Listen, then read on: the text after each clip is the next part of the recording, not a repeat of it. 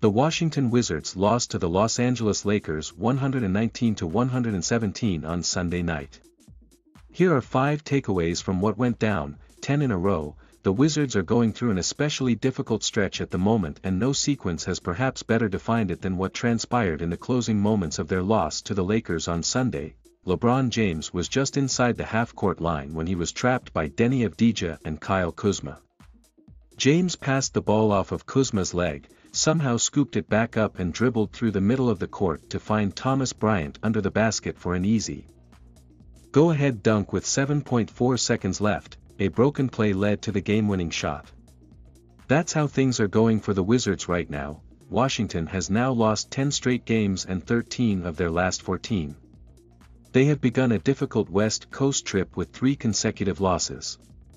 They have 3 more games before they return home, with the Suns up next on Tuesday. The Wizards are 11-20 on the year, on a downward spiral, in desperate need of a win. Perhaps they can get things going in Phoenix. Beal returned. After being sidelined for 6 games due to a hamstring strain. Bradley Beal was back in the lineup for the Wizards to face the same team he got hurt against earlier this month. Beal was pretty sharp on the offensive end despite the long layoff, and he moved well, showing a quick first step on drives to the rim. Beal was able to get to the basket regularly, shooting 11 of 13 from the free throw line. Beal had 29 points on 9 for 17 shooting, including 11 points in the third quarter. During that frame, he scored an and one layup on a foul by Dennis Schroeder, and then gave Schroeder a very exaggerated version of the "too small" taunt. But we have a recurring segment on our show called Explain That Gram, where we do a deep dive on our guest Instagram, pull interest. Kuzma and KP. Beal played well offensively in this game, and so did Porzingis and Kyle Kuzma.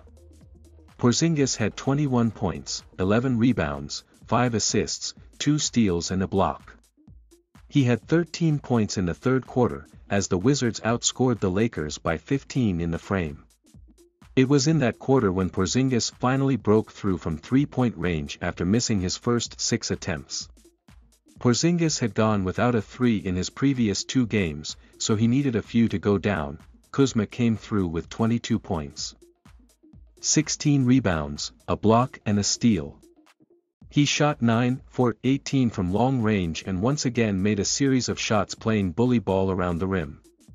Kuzma has been very aggressive this season, driving through defenders.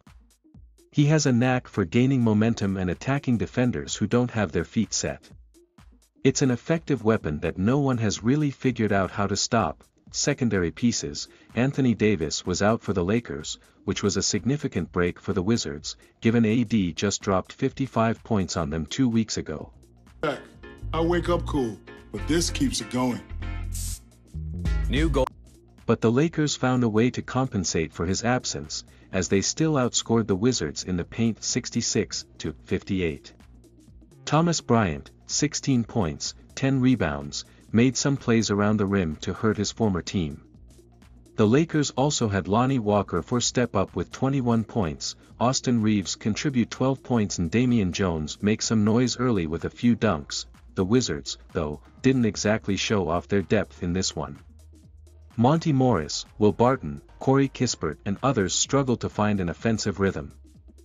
Overall, it was a poor defensive performance for the Wizards, as they allowed the Lakers to shoot 50% from the field and make 11 threes. The Wizards are still missing a couple of rotation players, but they have enough now to be better than they were in LA, getting healthier.